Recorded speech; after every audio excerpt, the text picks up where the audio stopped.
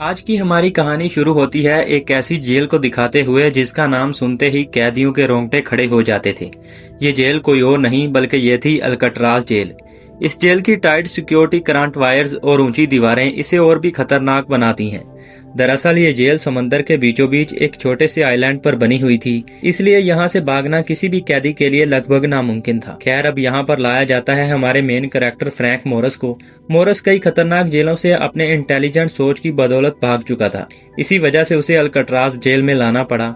यहाँ पर लाने के बाद मोरस का सामान चेक किया जाता है और फिर उसके कपड़े बदले जाते हैं और आखिर में उसे सेल में डाल दिया जाता है। फिर एक गार्ड मोरस को अल्कट्राज जेल में वेलकम करता है और कहता है कि यहाँ से भागना नामुमकिन है। अगले दिन खाने के टेबल पर मोरस का सामना कुछ अजीब कैदियों से होता है, जिसमें एक कैदी है लिटमस, जो कि अपना खाना खुद नहीं खाता बल्कि अपने पालतू चूहे को खिलाता है। और दूसरे कैदी का नाम है वोल्फ, जो कि जेल का सबसे डरावना कैदी समझा जाता है और उसे देखकर सब डर जाते हैं। और तीसरे कैदी का नाम है डॉक, जो कि पेंटिंग्स के लिए मशहूर है और सारा दिन उसके हाथ में ब्रश ही रहता है। कुछ दिन ऐसे ही गुजर जाते हैं और मोरस अब सिर्फ जेल की रूटीन को समझ रहा था। फिर एक दिन मोरस की मुलाकात जेल के निर्दयी वार्डन से होती है।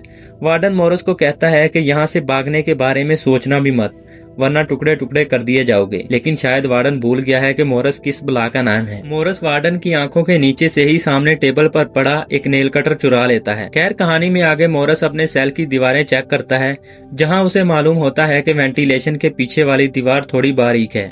अगर मेहनत की जाए तो रास्ता बन सकता है। खैर, रात को जब सो जाते हैं तो मोरस नेल कटर से दीवारें खोदना शुरू करता है। ज्यादा शोर ना हो इसके लिए मोरस अपना बनाया हुआ एक छोटा रेडियो ऑन रखता है।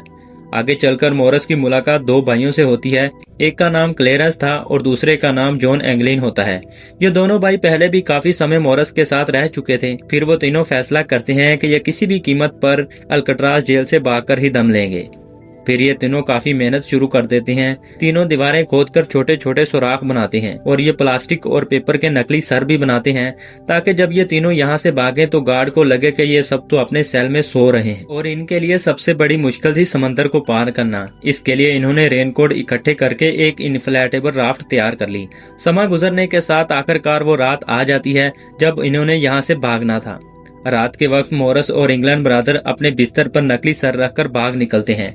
ये तीनों छोटे छोटे सुराखों से होते हुए वेंटिलेशन शाफ्ट पर चढ़ जाते हैं और फिर छत पर चढ़कर आराम से नीचे उतरते हैं और बिलाकर उस जगह पर पहुंच जाते हैं जहां इन्होंने अपनी राफ्ट छुपाई थी। फिर ये तीनों राफ्ट में हवा भर के समंदर के रास्ते निकल पड़ते हैं। चारों तरफ सिर्फ और सिर्फ अंधेरा, ठंडी हवाएं, मगर इनके दिल में आजादी का जज्बा। सुबह होते ही जेल में भगदौड़ मच जाती है। उन्हें मालूम होता है कि 3 कैदी जेल से गायब हैं। वार्डन गुस्से में आग बगोला हो जाता है और उसे उन तीनों के सेल में नकली खोपड़ियां मिलती हैं, यानी कि ये तीनों कैदी बहुत ज्यादा होशियार और चालाक थे।